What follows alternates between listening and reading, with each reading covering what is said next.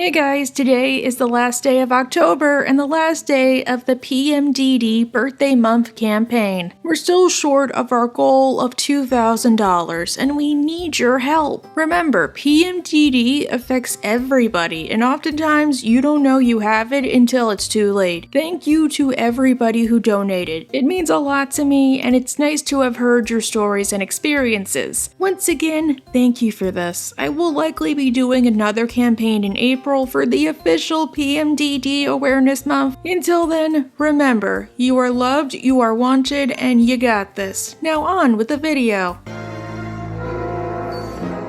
Why do you want a brownie before you go to bed?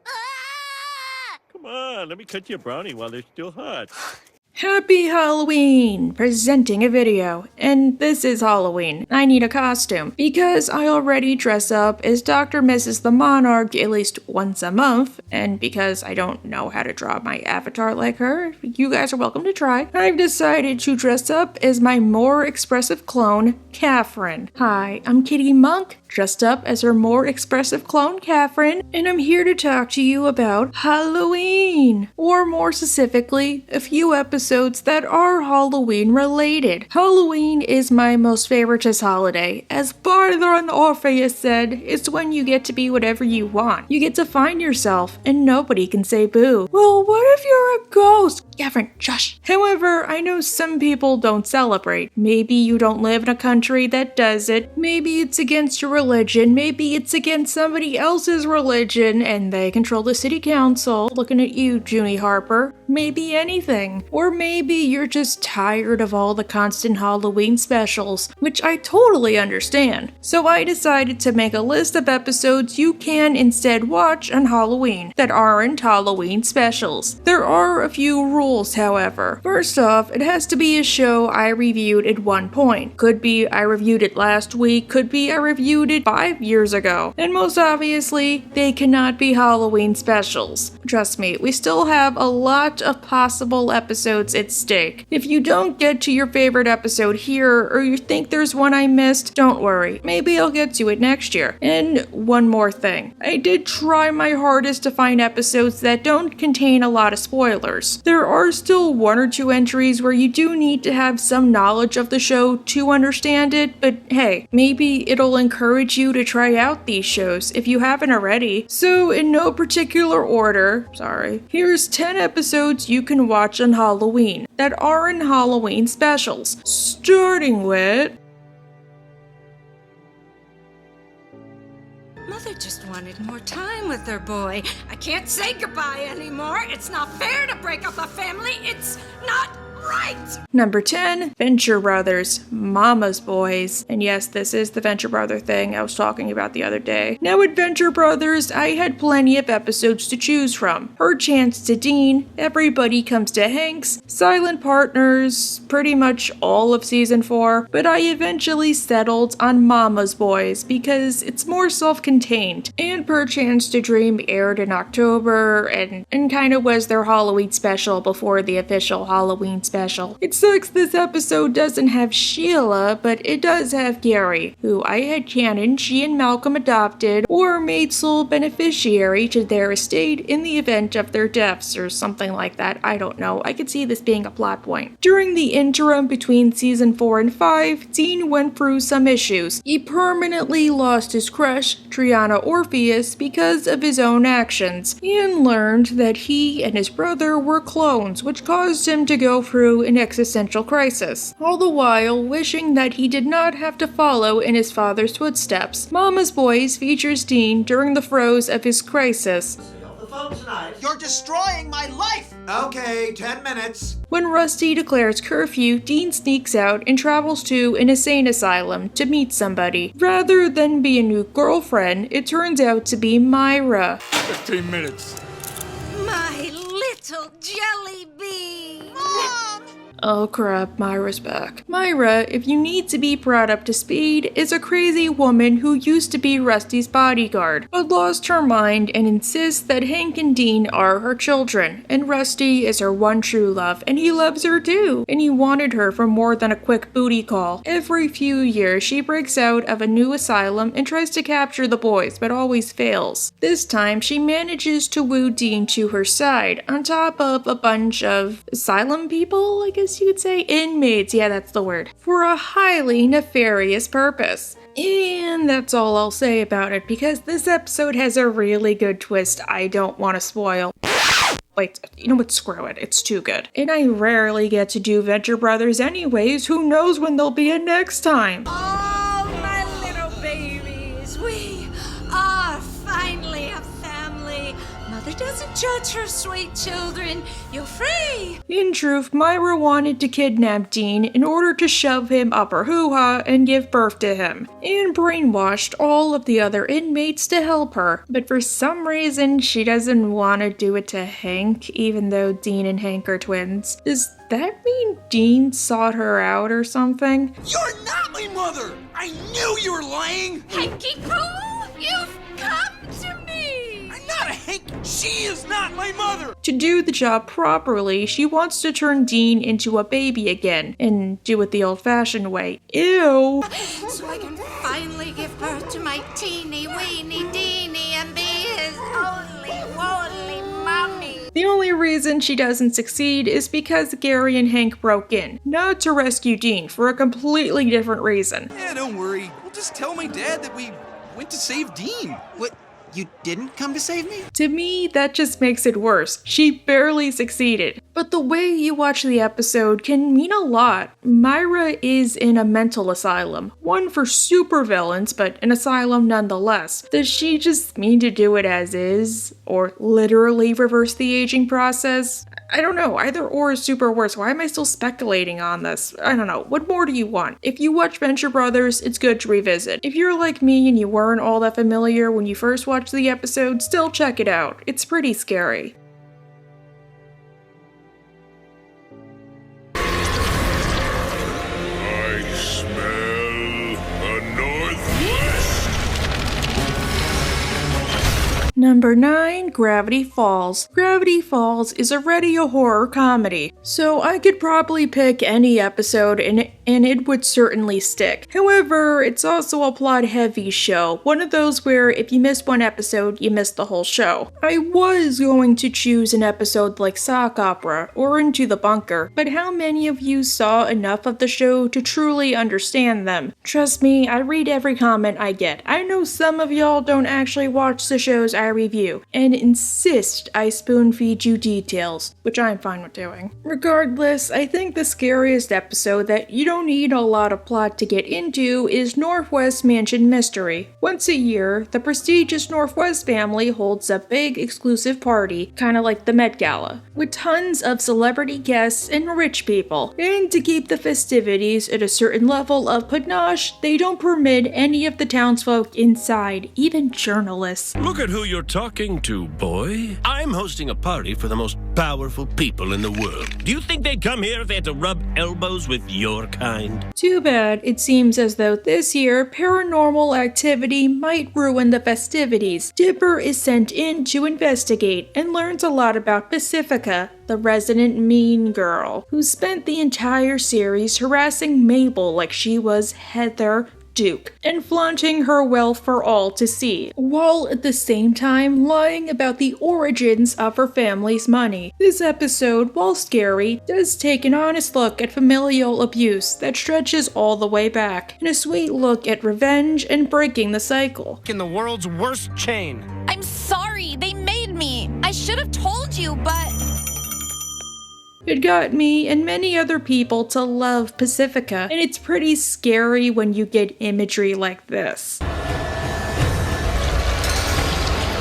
Aw, just a harmless kid show. Just saying, I know why Dr. Eggman here is doing all of this, but his pain is more directed at the Northwest family, who still knew about the curse, including Pacifica. Because of him, a lot of probably innocent people who had no clue about the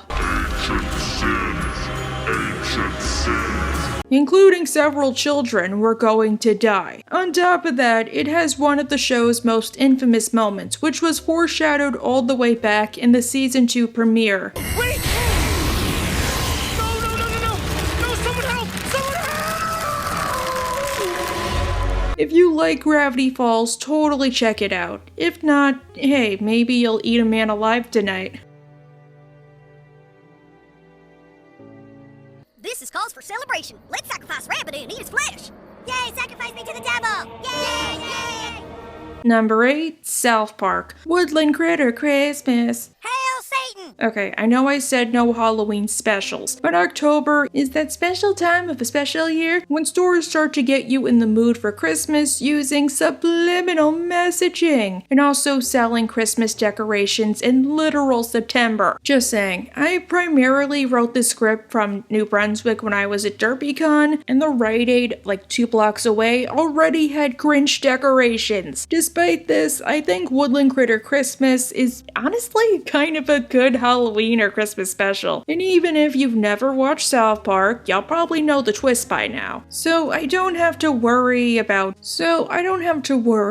something silly like spoilers. Raised through a story around Christmas time, Stan, or as he's known in story, the boy in the red poofball hat, discovers a group of Woodland Critter Christmas creatures preparing for Christmas and the birth of their Lord and Savior, who he believes to be Jesus, because that's typically what that means, even though Stan should know Jesus. I don't know. He helps them however he can, because he's shamed by the narrator into doing so. Yes, he did.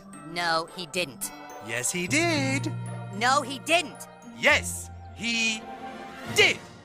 Aw, god damn it! Be it building a manger or killing the mountain lion that threatens them. Only it turns out Stan was better off not doing anything because... Now our Critter Christmas can finally happen! You've done us a huge favor, Stanny! Without the mountain lion around, Lady Porcupine can give birth to the Antichrist! Yay! That's right, can't believe I'm saying this, but hail Satan, the big red dude with a schlong on his chest. Good detail, writers. To me, it's not that scary per se, outside of how the Woodland critters act, but it's pretty out there and it's fun as a Christmas or Halloween special. It's got blood, guts, Satanists, Santa killing, people with a 10-gauge shotgun, and mountain lion cubs performing abortions, which they also did during one of the video games. What more could you want? Number 7, Wormy from SpongeBob. Alright, let's get this over with. Ready the acid magnet! Bring her in nice and slow, Dr. My wife. I want to give them plenty of time to panic and soil their pants. Oh no, a butterfly. I can't feel his sting. Ugh, okay, look, I know. Look, at one point, Wormy was gonna be my original entry. But the thing is, honestly, I might be fodder out there for trolls. I have a severe phobia of Wormy, to the point where when a photo of Wormy randomly pops up on my phone from like Twitter or Reddit, it makes my phone feel super unclean, and I won't feel alright again until I panic, run straight to the bathroom, wash my hands with soap, and wipe my phone down with paper towels, whether they're the best in town or around. And it does suck because if it weren't for that close-up, Wormy would be one of my all-time favorite episodes. Because Wormy is to most people what pickles are to me, I decided a better episode was Spongehenge. But which one is the right size?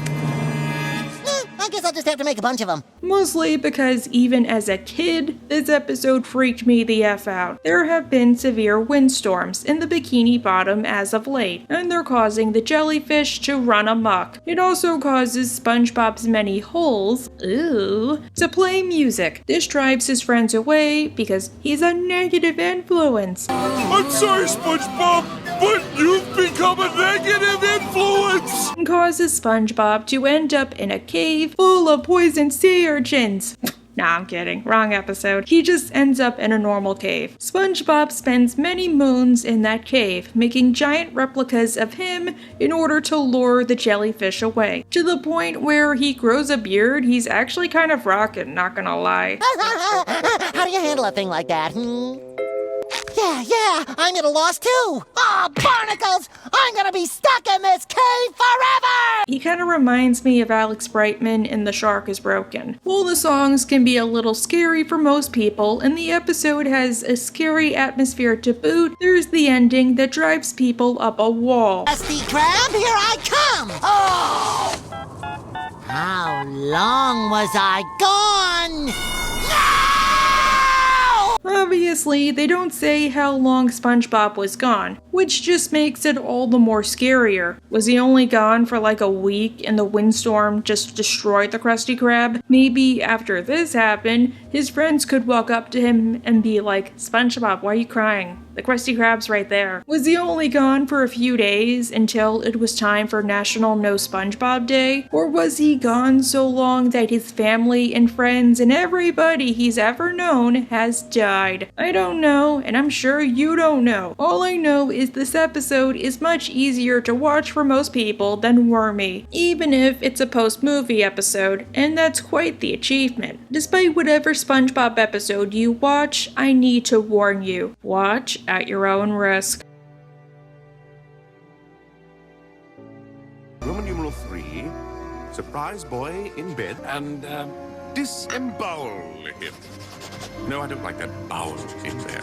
Got him.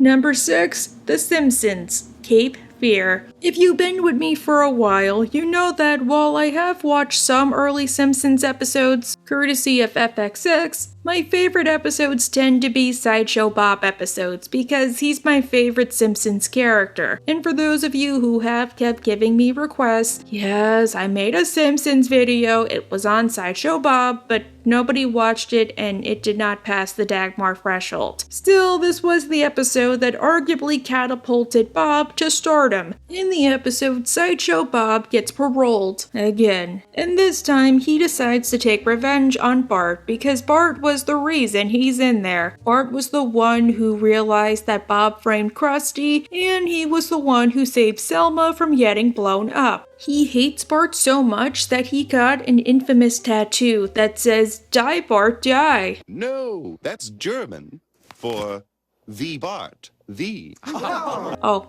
I'm sorry, my bad. Unlike Hartman, my German is awful. If you don't know that much about Sideshow Bob, this is a good starting point. It starts off the central Wile E. Coyote Roadrunner plotline with him and Bart. And unlike the later episodes, none of what he does is played as a joke. Bart only escapes because of sheer luck and quick thinking. I was wondering if you could sing the entire score of the HMS Pinafore.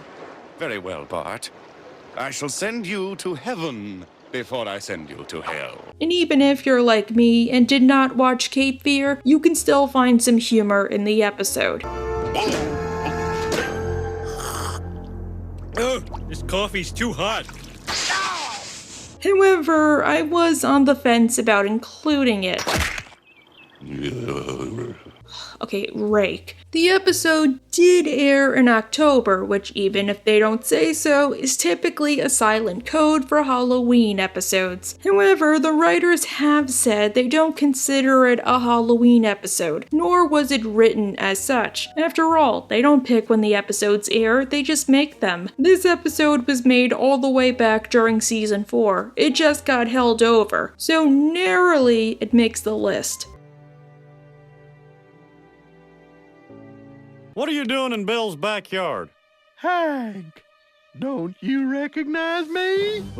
I'm Lenore, washing a dress for your big party, silly. Number 5, King of the Hill. Pretty dresses. Honestly, King of the Hill reminds me that, kinda like American Dad, their Christmas episodes are creepier than their Halloween episodes, except for Pygmalion. And because Miss Wakefield is super hated, even though it probably just needed better cohesion, the neighbors did not have to be there, and they needed a better motivation for their villain, I figured a pretty good episode to watch is Pretty Dresses. Much like Woodland Critter Christmas, it's a holiday episode that happens to be creepy, at least as far as King of the Hill standards go. Every Christmas, Bill gets depressed because it reminds him of when his ex-wife, Lenore, left him. While the Hills do try to help, he doesn't make it easy for them. Let's see, Mary and Margaret. What's the name of that girl who dumped you, Bobby?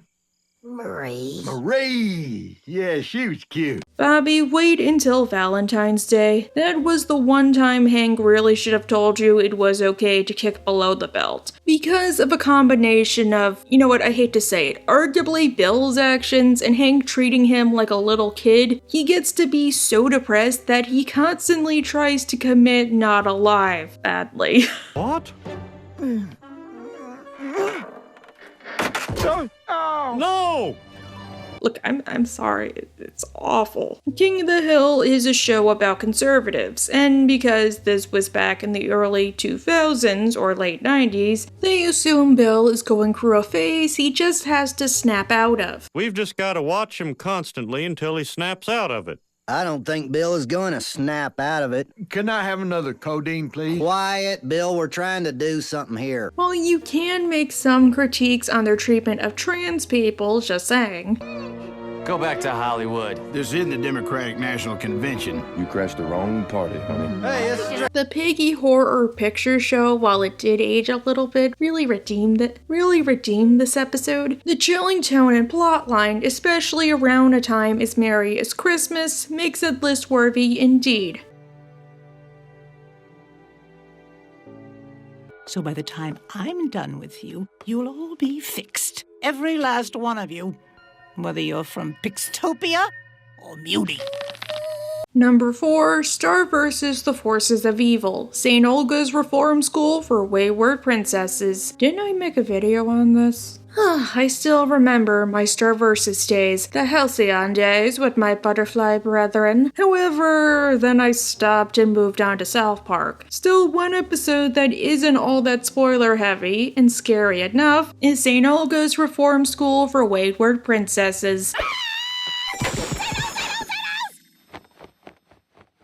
It's Ponyhead's birthday, and Star wants to do something nice for her. The thing is, she's trapped at St. Olga's, for somewhat justifiable reasons, considering how she stole dimensional scissors from Hekapoo and tried to kill Marco just to have Star to herself. However, St. O's is bad news. It turns princesses into well-behaved little robots, who don't show an ounce of individuality. That free-thinking 1 in a million brat will become a 1 of a million emotionless rubber stamp that your bloodline can count on. And if you do show any emotion, they force you to conform via brainwashing.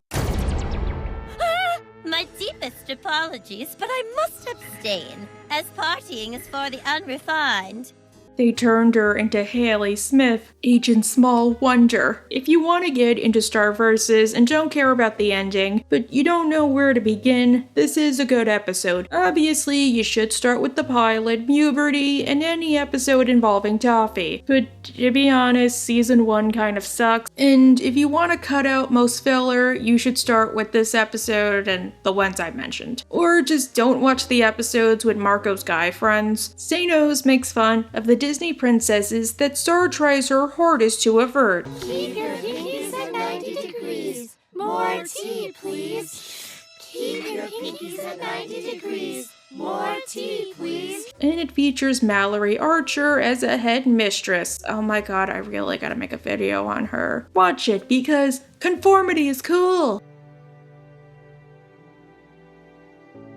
Hey Morty, I really Cronenberg'd the world up, didn't I? You got a whole planet of Cronenbergs walking around down there, Morty. At least they're not in love with you anymore, though. It's a huge step in the right direction. Number 3, Rick and Morty, Rick Potion 9. Now, funny story about this episode. When this show came out, I did not know a single person who watched it, because we didn't know how big it would be. So I tried to give the show a try, and I started with this episode. But I wasn't wowed, and I stopped near the part where Morty and Rick escape from the school. I put it down, thought the episode was nothing special, and 4 or 5 years later, I was recommended to start again. And to this very day, I continue kicking myself over the head for not watching it all the way. During the episode, Morty learns there's a dance, and he can't get Jessica, the most popular girl in school, to go with him. So, rather than just going stag or staying home and ordering pizza like I used to, he goes to his beloved Grandpa Rick. Thank you, Grandpa Rick!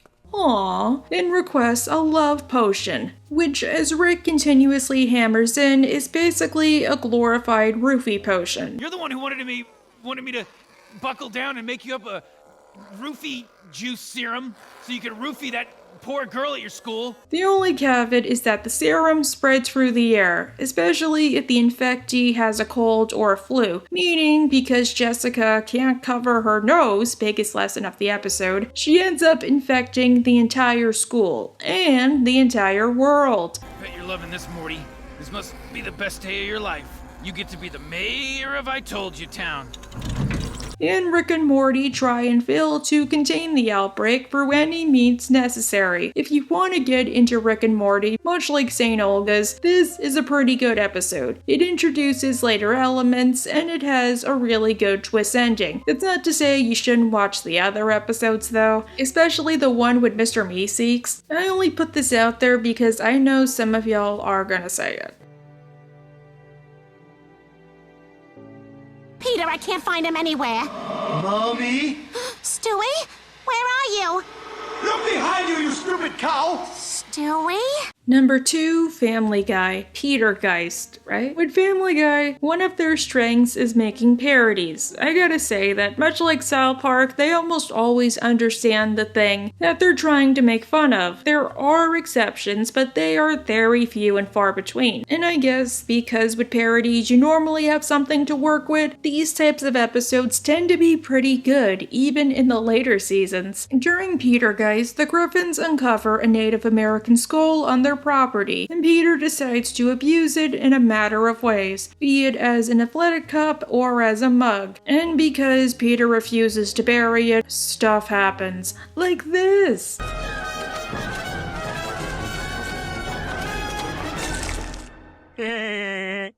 Propane. Since the script was primarily written during my downtime at DerpyCon, on the train ride over, I saw a propane shop in Rahway, and I did not realize they were real. The Griffins are cursed and lose their home, and maybe also Herbert. Hey, Skinny Britches, that there's my man. Why don't you pick on someone your own size? No offense, no tears shed. At least until they can find and rebury the skull, which has been taken by Carrot Top. What the hell? How'd you get to the trap door? I found this saw with glasses on it. Oh, that's my seesaw. And before I let y'all go, I have one question to inquire. What the f*** happened to Carrot Top? He was in George Lopez and then it was like he vanished. I'm gonna be in Vegas literally tomorrow for a convention over the weekend. Is he there too?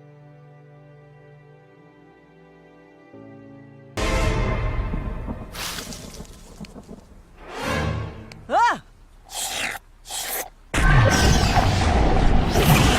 Number 1, the Alo House, the intruder. Ever since I got diagnosed with a lot of stuff, this episode has become pretty great for me. And because I must insert myself into my works, even if I lack a certain part, I picked this episode for the list over Hollow Mind. It helps that this episode, while plot relevant, isn't as big as Hollow Mind was. Just saying, if you wanted somebody to watch Steven Universe and they never watched that show before, would you tell them to watch A Single Pale Rose? One day, Ida, Luce, and King are trapped inside during a flood of boiling rain. I bet you do too, little buddy. What? Boiling rain! Everybody inside now! I mean, why do you think it's called the Boiling Isles? Because it sounds cool? Nuh-uh. During this time, Luce still wishes to be a witch, but Ida refuses. Both because Luce has no biological means of learning magic, and because she's too tired. Now you see, the spell circle is really key because... oh boy. While Ida is napping, it seems as though somebody, or rather something, broke into their house, and it's chasing stuff, and possibly even ate Ida. Then comes the reveal. While Ida was asleep, Luce and King stole her elixir, thinking it would grant Luce immense power and make her a fearsome witch. An elixir a day. Cryptic. Only it turns out the elixir wasn't like special vitamins. They're the Boiling Isles equivalent of a prescription. What's that? Keeps the curse at bay. An elixir a day keeps the curse at bay! I mean, come on guys, it's orange. And without her prescription, Ida transforms into a giant owl. That creature is...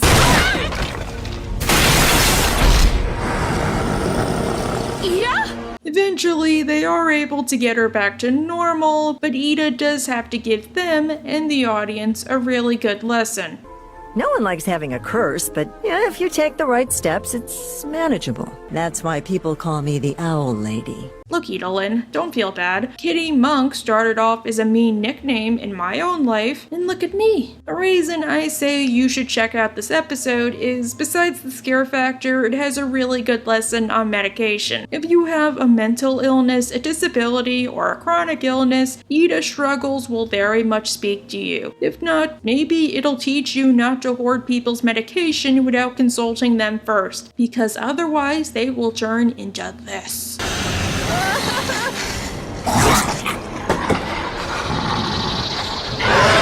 Okay, happy Halloween, and bye! I gotta go to New York and see Spamalot. Wait, what about American Dad? Jesus Christ, Katherine, it's coming! God! Okay, I'm sorry. It's coming maybe like Friday. It's just scheduling. I'm sorry. I love you all.